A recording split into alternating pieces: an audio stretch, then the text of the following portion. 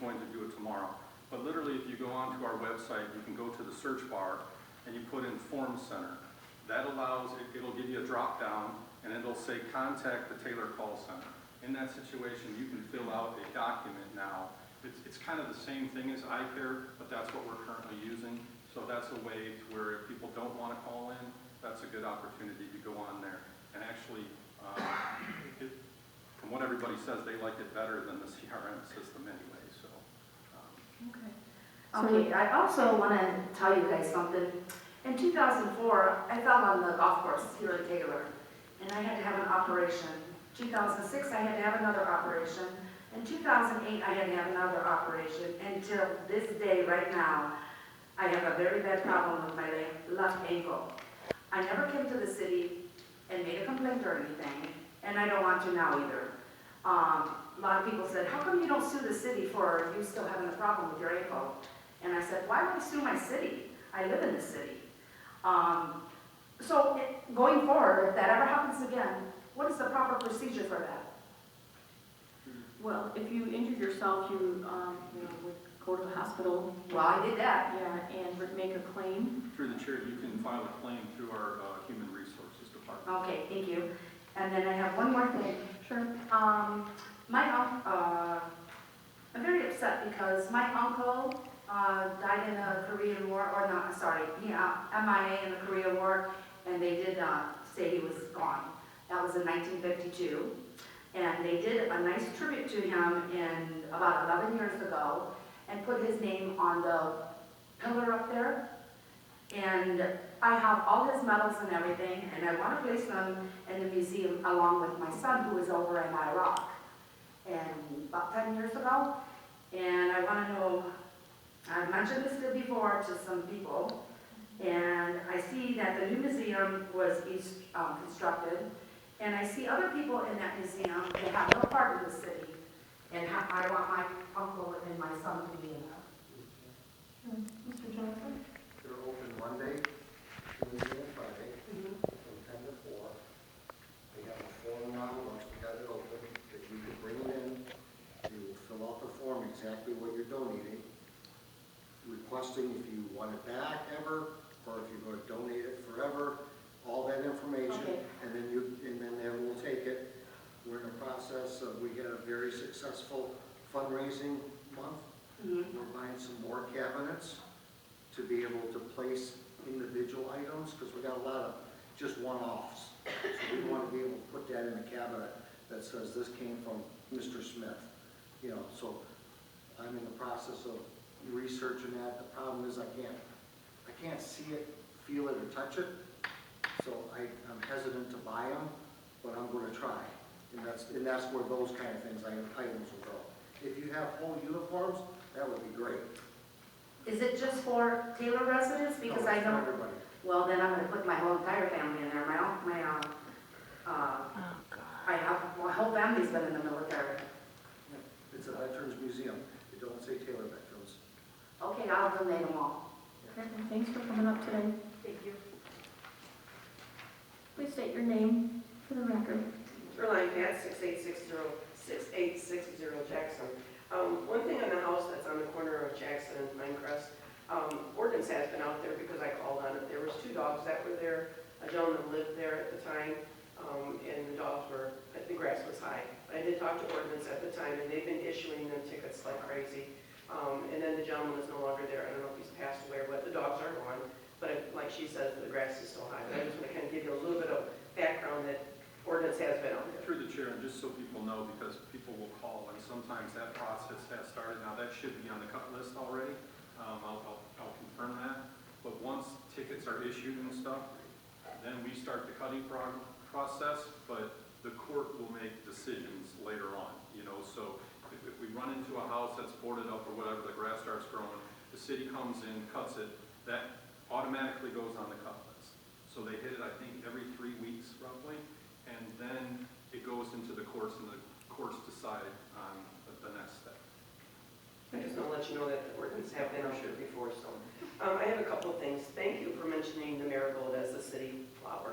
I went to DNL Garden Center, and I want to yell that out. John Doty, who is the owner, so we're going to be planting those around the Township Hall at Heritage Park for our anniversary celebration. So thank you to DNL for that. I have a question in regard to, talking about commissions and making comments and things like that. And I know a couple of the members here are on commissions. You're on the Veterans Commission, I think, through the chair, Mr. Johnson's on it, and you're on TIPA and... Brownfield, DDA, and Recreation. Okay, and are those the only council people that are on commissions? I'm on risk management. Oh, okay. So I know some of the... And Charlie's on. So I know you said we have a lot of commissions, and we do, but we don't need to hear from all of those, just from the people that are here, is what I think. I kind of understood what she was talking about. Sure. I don't usually go on the website either, sorry, to give you information. But just a little blurb here or there sometimes would be good. So I just wanted to let you know that starting today and at every council meeting during open business, we're going to read some memories from some Taylor residents. These are people that have either lived in Taylor, but we have boxes, memory boxes at City Hall at the front door. We have one at the public library, and we have one at the senior center.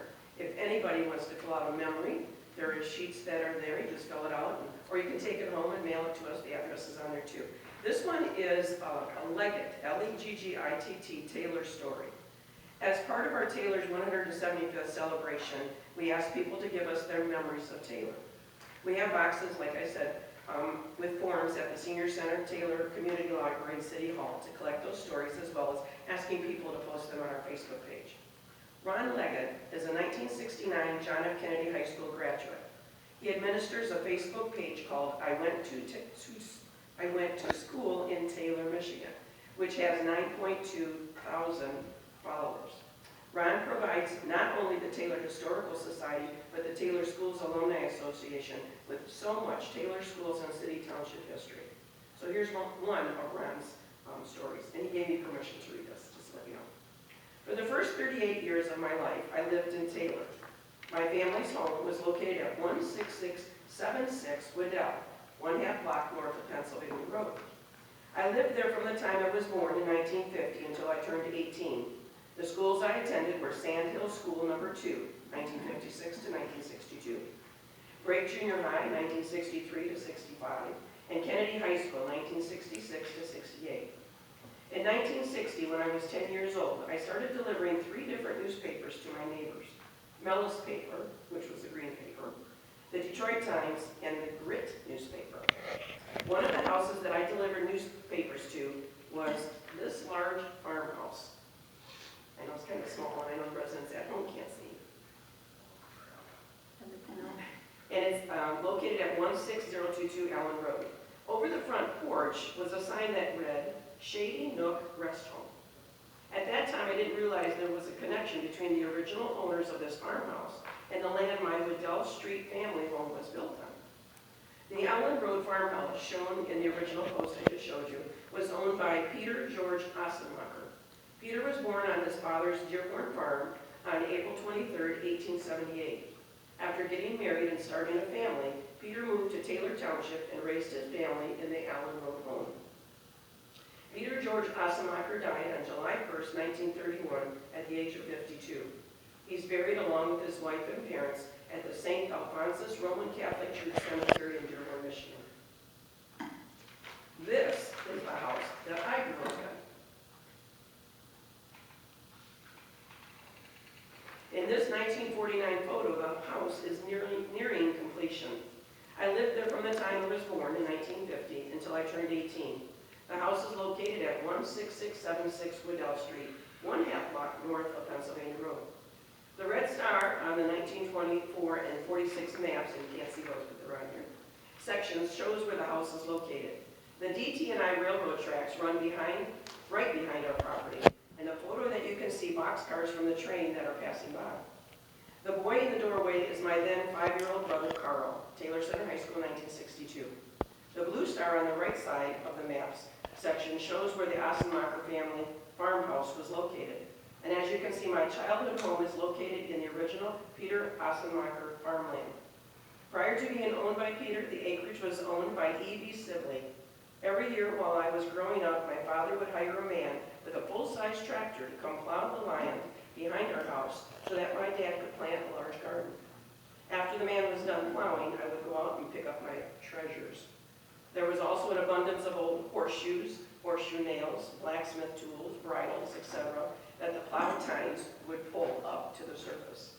When I was around 8 years old, the plow exposed an old dried-out horse rib.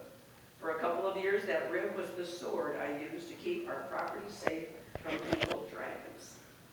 So this post reached 1,600 Facebook users. It had 99 likes and loves, and it received 34 comments. So we invite everyone to join our Taylor, Michigan Historical Society Facebook group and page. Thank you.